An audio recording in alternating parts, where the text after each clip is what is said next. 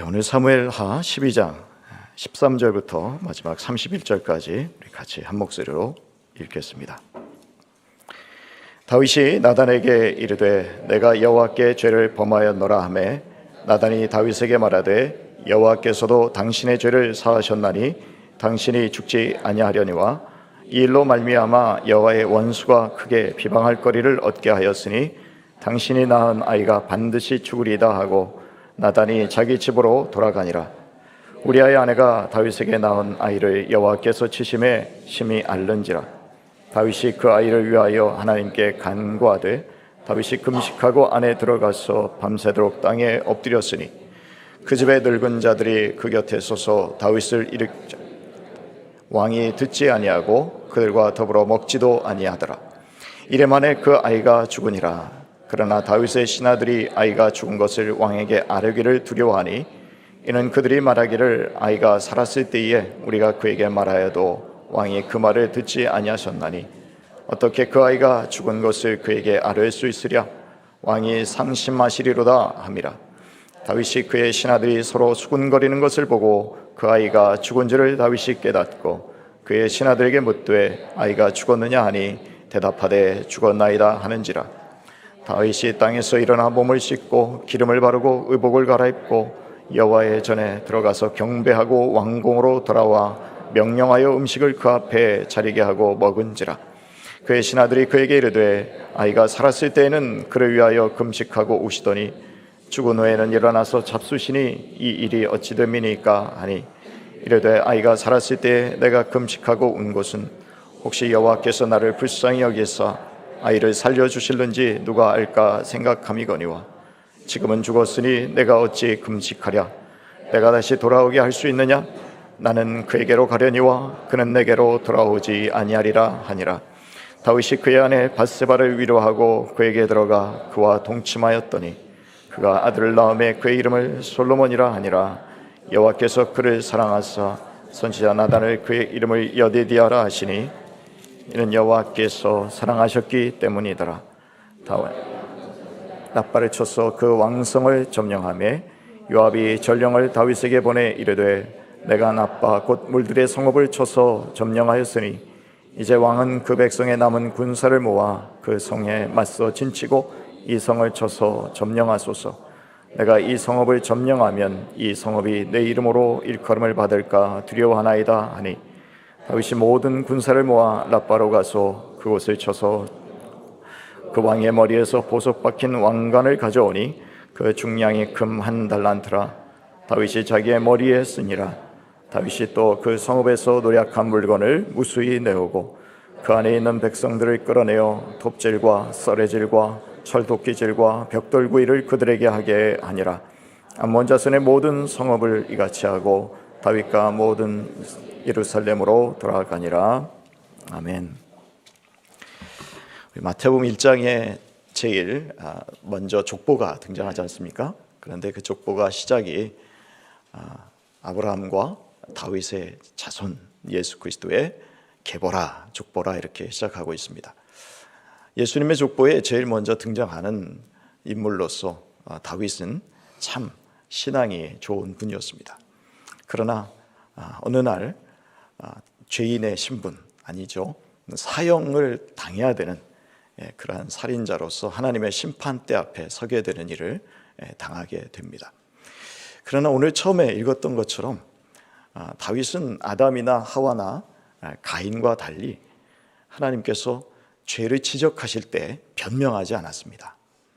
그 죄를 바로 인정했습니다. 그리고 제가 바로 그러한 죄를 지은 사람이고 그래서 형벌을 받아 마땅합니다.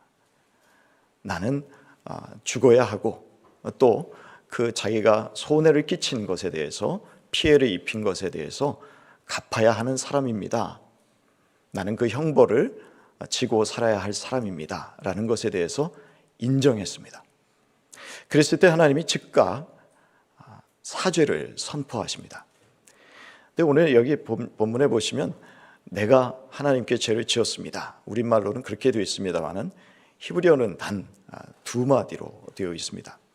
하나님께서도 뭐라고 말씀하시냐면은 역시 나도 너의 죄를 용서하노라. 근데 여기서 용서한다라는 말이요, 히브리 말로는 아바르라는 말인데요, 그 말은 무슨 뜻이냐면 지나치다, 건너가다, 그런 뜻입니다.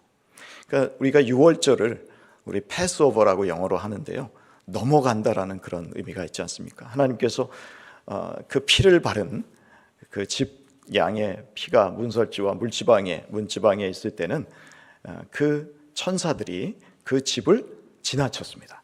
건너갔습니다. 마찬가지로 여기서도 영어로는 take away나 put away라는 그런 단어를 사용했습니다만은 여기서 보면 하나님께서 지나치신 거예요. 정면 돌파를 하지 않으신 겁니다.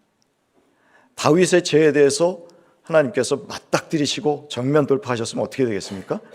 죽지요. 그러나 하나님은 그것을 넘어가셨습니다. 간과하셨습니다. 하나님께서 우리 모든 죄인들의 죄를 간과하시지 않으면, 넘어가시지 않으면, 정면 돌파하신다면 아마도 살아남을 사람이 아무도 없을 것입니다. 또 하나는 사무엘하 7장에 보시면 하나님께서 다윗과 영원한 언약을 맺으십니다. 네가 죄를 범해도 내가 징계는 하겠지만 그러나 사울에게서처럼 너의 왕위를 빼앗지는 않겠다. 그러니까 하나님께서는 언약에 신실하신 분이잖아요. 그래서 여호와 하나님 아닙니까? 하나님께서는 그 다윗과의 언약을 지키셔서 용서해 주셨습니다. 용서함 받고 은혜를 체험한 다윗이 어떻게 살아가느냐, 바로 그것을 보면 오늘 처음에 금식하는 장면부터 나옵니다.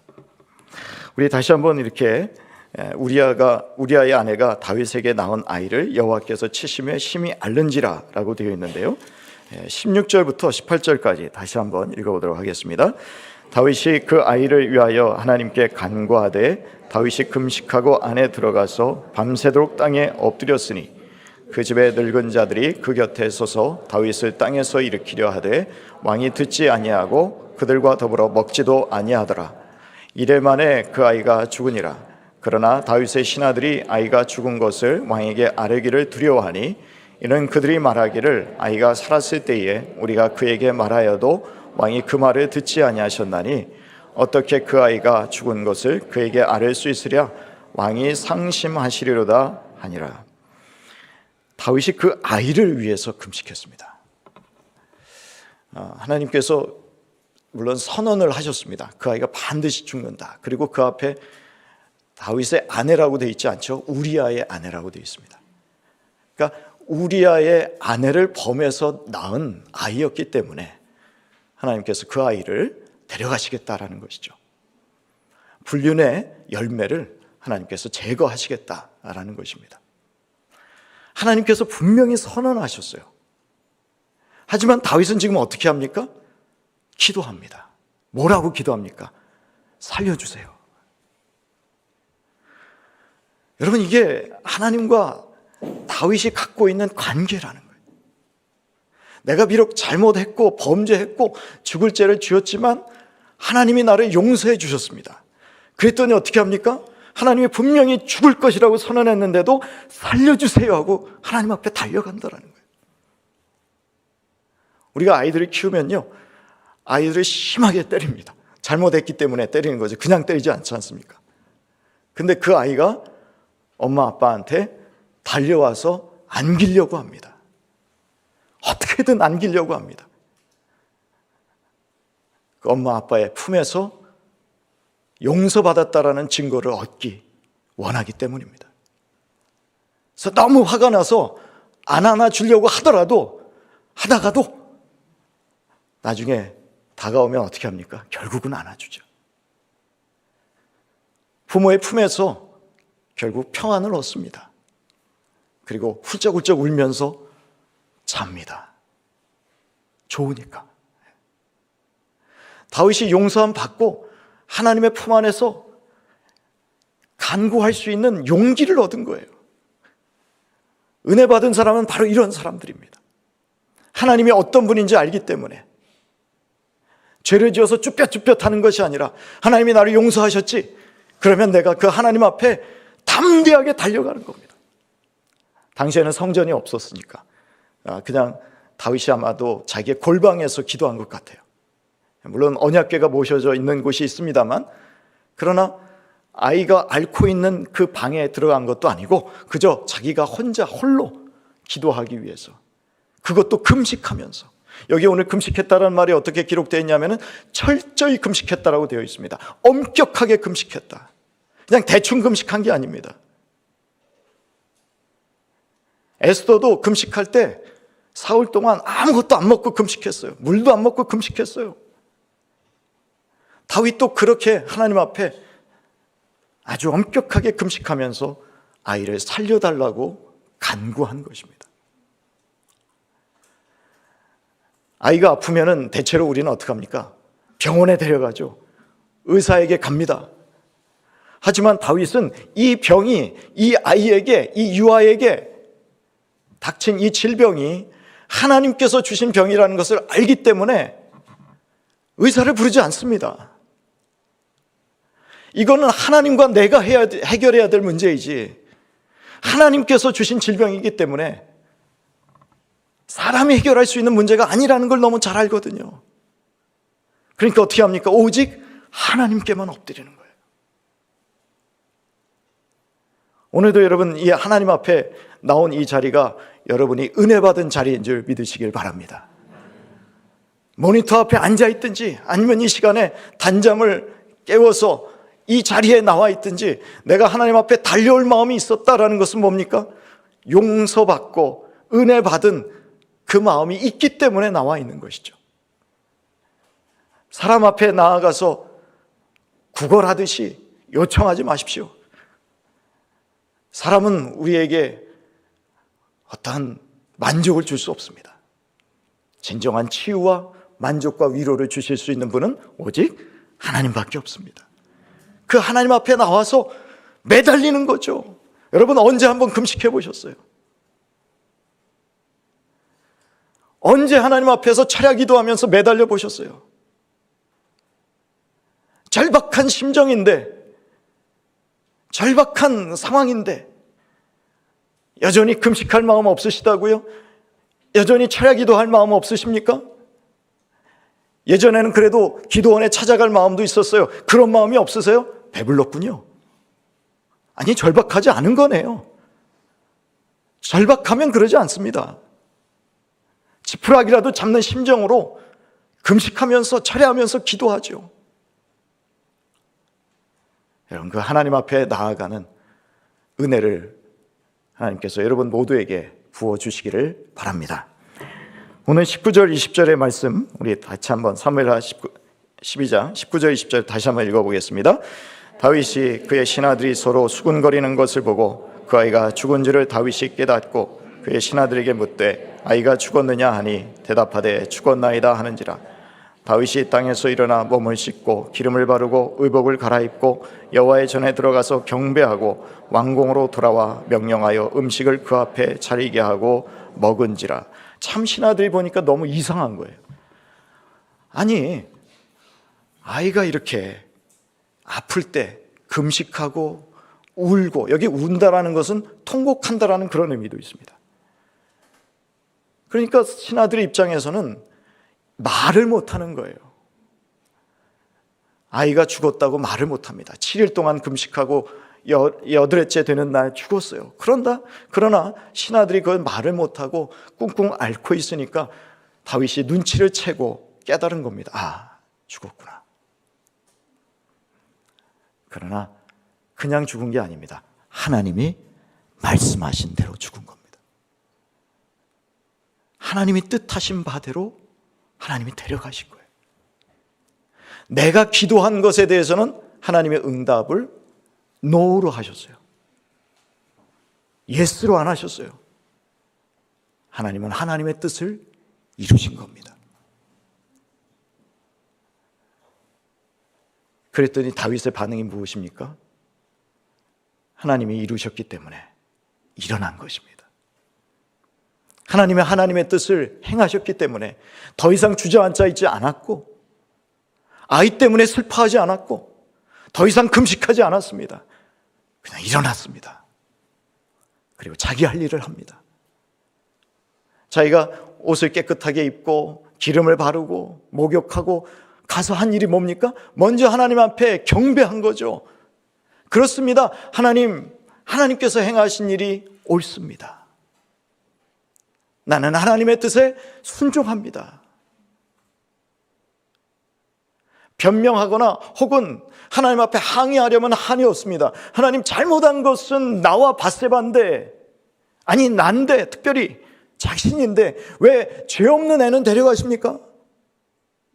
그럴 수 있잖아요.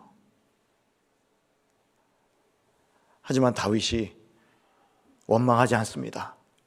항의하지 않습니다.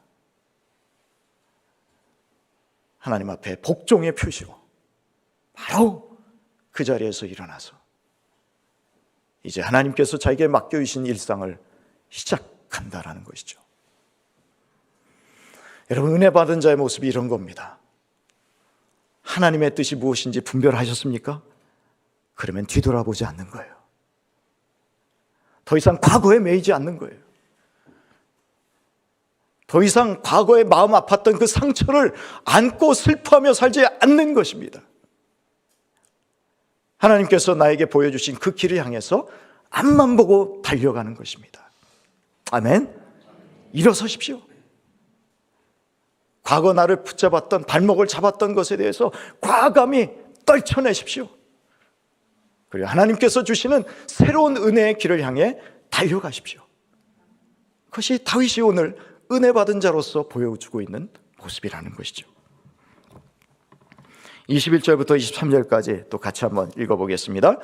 그의 신하들이 그에게 이르되 아이가 살았을 때에는 그를 위하여 금식하고 우시더니 죽은 후에는 일어나 잡수시니 이 일이 어찌 됨이니까 하니 이르되 아이가 살았을 때 내가 금식하고 운 것은 혹시 여호와께서 나를 불쌍히 여기사 아이를 살려주실는지 누가 알까 생각함이거니와 지금은 죽었으니 내가 어찌 금식하랴 내가 다시 돌아오게 할 수 있느냐 나는 그에게로 가려니와 그는 내게로 돌아오지 아니하리라 하니라. 여러분, 얼마나 다윗이 하나님에 대해서 긍정적으로 생각합니까? 22절에 혹시 여호와께서 나를 불쌍히 여기사 아이를 살려주실는지 누가 알까? 아무도 모른다. 하나님은 원래 어떤 분이십니까? 사랑이 많으신 분이잖아요. 여러분, 출애굽기 34장으로 한번 같이 가보실까요? 출애굽기 34장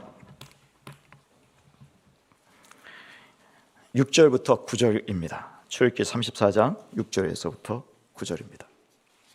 우리 같이 한 목소리 읽어봅니다. 여호와께서 그의 앞으로 지나시며 선포하시되 여호와라 여호와라 자비롭고 은혜롭고 노하기를 더디하고 인자와 진실이 많은 하나님이라. 인자를 천대까지 베풀며 악과 과실과 죄를 용서하리라. 그러나 벌을 면제하지는 아니하고 아버지의 악행을 자손 3, 4대까지 보응하리라. 모세가 급히 땅에 엎드려 경배하며 이르되 주여 내가 주께 은총을 입었거든 원하건대 주는 우리와 동행하옵소서. 이는 목이 뻣뻣한 백성이니이다. 우리의 악과 죄를 사하시고 우리를 주의 기업으로 삼으소서. 하나님은 어떤 분이십니까? 자비롭고 은혜롭고 노하기를 더디하시고 인자를 천대까지, 천대까지가 무슨 의미입니까? 영원히 베푸신다는 얘기입니다. 거기에 비해서 죄를 지었을 때 벌은 3, 4대예요. 무슨 말입니까? 잠깐이라는 얘기입니다. 1000대와 3, 4대는 비교할 수 없습니다. 하나님이 그렇게 자신에게 은혜를 베푸시는 분이라는 것을, 인자와 자비가 풍성하시다는 분을 다윗은 알았습니다. 여러분도 깨닫게 되기를 바랍니다. 그럴 때 이렇게 행동할 수 있는 거예요. 하나님이 누구이신지를 아니까. 3500년 전에 모세가 하나님이 어떤 분이신지 깨달았습니다. 그래서 뭐라고 말합니까? 이는 목이 뻣뻣한 백성이니이다. 하나님, 원래 이 백성은 원래 그래요. 원래 죄악투성이에요. 원래 교만해요. 말을 안 들어요. 그 얘기입니다. 모세가 그 당시에 깨달았어요. 그래서 하나님께 뭐라 그럽니까? 하나님, 그러니까 한 수 접어주세요, 이런 겁니다. 원래 우리 그렇잖아요. 다윗도 마찬가지죠. 하나님 원래 그런 인간 아닙니까? 제가 원래 그런 인간 아닙니까? 내가 이렇게 하나님 은혜 받았다고 펄쩍펄쩍 뛰면서 기도하고 하나님 앞에 나와서 헌신한다고 해도 조금 있다가 또 변해서, 마음이 변해서 또 죄를 범할 인간이 아닙니까? 그런 거죠. 그렇지만 그런 일이 있을지라도 하나님이 어떤 분이세요? 인자와 자비가 무한하신 분이니까. 그래서 하나님 앞에 달려가는 거죠. 하나님 용서해 주세요. 비록 죄의 씨앗이지만 고쳐주세요. 살려주세요.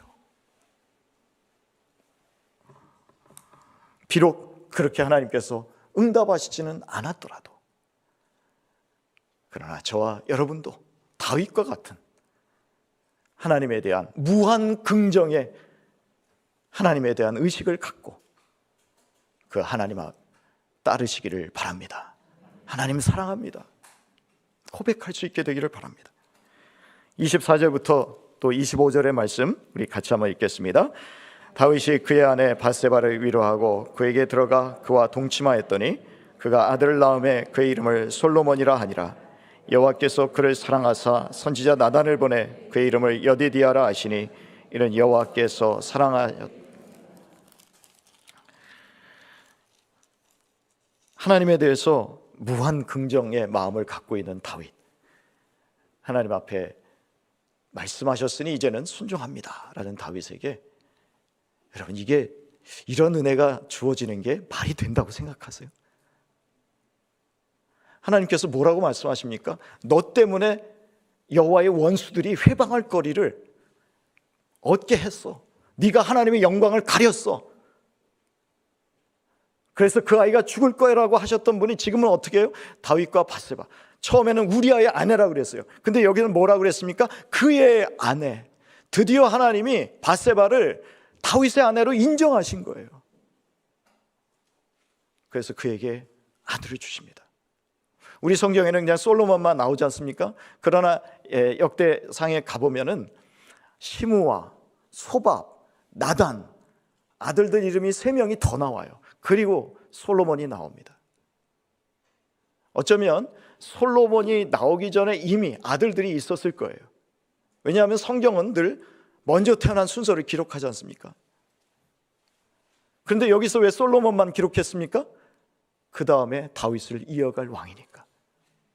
아들들도 줄줄이 넷을 주셨어요. 누구의 사이에서요? 누구와의 사이에서요? 밧세바와의 사이에서.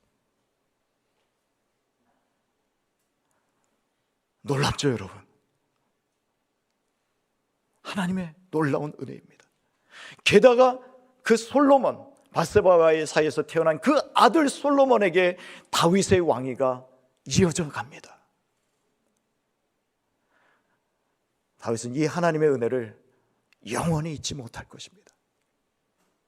저와 여러분에게도 그러한 은혜가 지금까지 있었고 또 앞으로도 영원히 있을 것입니다. 회복의 하나님이세요. 마지막으로 26절부터 31절까지의 말씀은 다윗이 이제 다시 대외 정복 사업에서 성공적인 또 정복 사업을 이끌어가는 그러한 내용들이 쭉 기록되어 있습니다. 하나님께서 다윗에게 원래 맡겨주신 사명이 뭡니까? 땅 넓히는 거지 않습니까? 하나님이 그에게 주신 사명이라고 하면 아브라함에게 주셨던, 그 조상들에게 주셨던 그 유업을 회복하는 거잖아요. 그 약속을 이루어가는 사람으로 다시 한번 일으켜 주시는 장면을 마지막에 보여주시고 계십니다. 그러나 여러분, 우리는 압니다. 해피엔딩으로 끝나는 것 같지만, 그러나 우리 13장부터 다윗은 인생의 광풍에 휩싸이게 됩니다. 딸 다말이 암논이라는 이복 오빠에게 강간을 당합니다. 그것에 앙심을 품은 다말의 오빠 압살롬이 암논을 죽입니다. 압살롬은 나중에 다시 다윗을 반역하여 그 나라를 빼앗고자 쿠데타를 시도합니다. 다윗은 쫓겨서 망명길에 오릅니다. 여러분, 그 새로 태어난 아이가, 갓 태어난 아이가 죽었습니다만 암논 죽죠? 압살롬 죽죠? 또 누가 죽습니까? 아도니아가 죽습니다. 다윗의 아들 넷이 죽어요. 다윗은 우리야 한 사람을 죽였지만 하나님은 4배로 갚아주세요. 하나님의 징계가 말씀하신 것이 그대로 이루어집니다. 무섭죠, 여러분? 그래도 나는 해볼 거 다 해보고 용서함 받고 나도 그냥 해피엔딩으로 살고 싶어요. 여러분 그런 생각 드십니까? 저는 그러고 싶지 않아요. 처음부터 그냥 정결하게 살고 깨끗하게 살고 죄 짓지 않고 살다가 그냥 하나님께 가고 싶어요. 아무리 하나님께서 회복의 은혜를 주시지만 이러한 죄에 빠지고 싶지는 않습니다. 여러분도 그러시죠?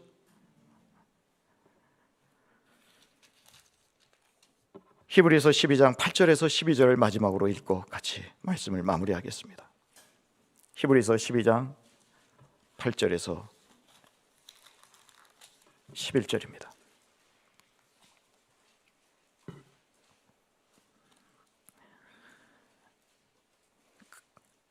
히브리서 12장 8절에서 11절 같이 읽습니다. 징계는 다 받는 것이거늘 너희에게 없으면 사생자요 신하들이 아니니라.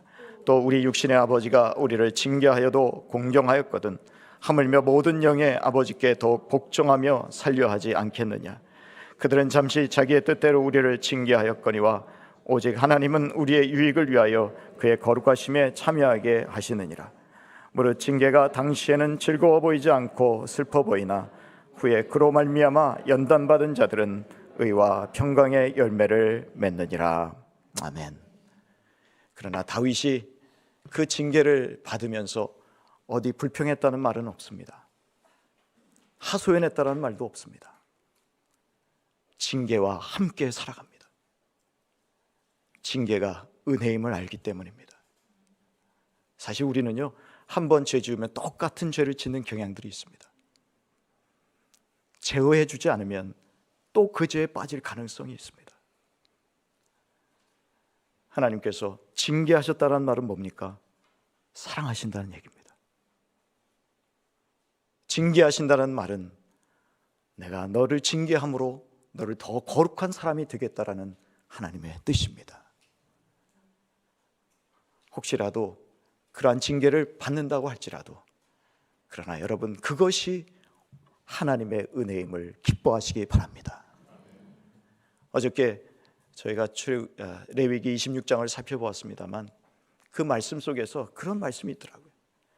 죄를 깨닫고 기쁘게 형벌을 받으면,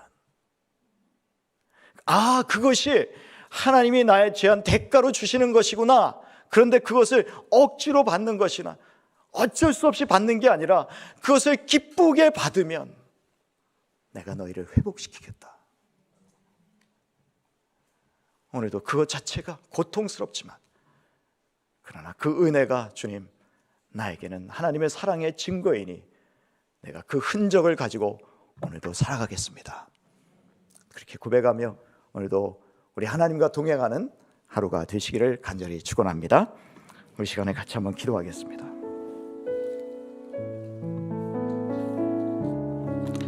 오늘도 하나님의 말씀을 우리 잠시 생각하면서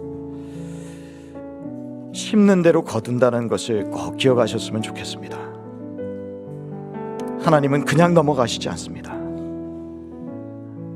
육신으로 심는 자 육신의 것을 거둘 것이고요, 성령으로 심는 사람 성령의 아름다운 열매를 맺을 것입니다.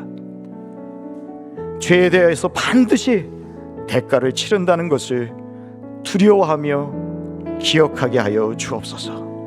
두려움과 떨림으로 우리 구원을 이루며 날마다 하나님의 성령의 열매를 맺기 위해서 솔로몬과 같은 평화의 열매를 맺어갈 수 있는 저의 삶이 되게 하여 주옵소서. 주여, 우리로 하여금 죄에 빠지지 않게 하시고 조심하며 깨어 기도함으로 시험에 들지 않게 하여 주옵소서. 혹시라도 우리 죄를 지었을 때 반드시 즉시 회개하여 하나님 앞에 달려나갈 수 있는 믿음의 사람들 되게 하여 주옵소서. 우리 시간에 같이 한번 하나님 앞에 깨달은 말씀대로 하나님 앞에 붙들고 기도하는 시간 되기를 원합니다. 기도하겠습니다. 하나님 아버지, 오늘도 주님 앞에 기도하며 나아갑니다. 아버지 하나님, 우리가 하나님 앞에 어떠한 모습으로 살아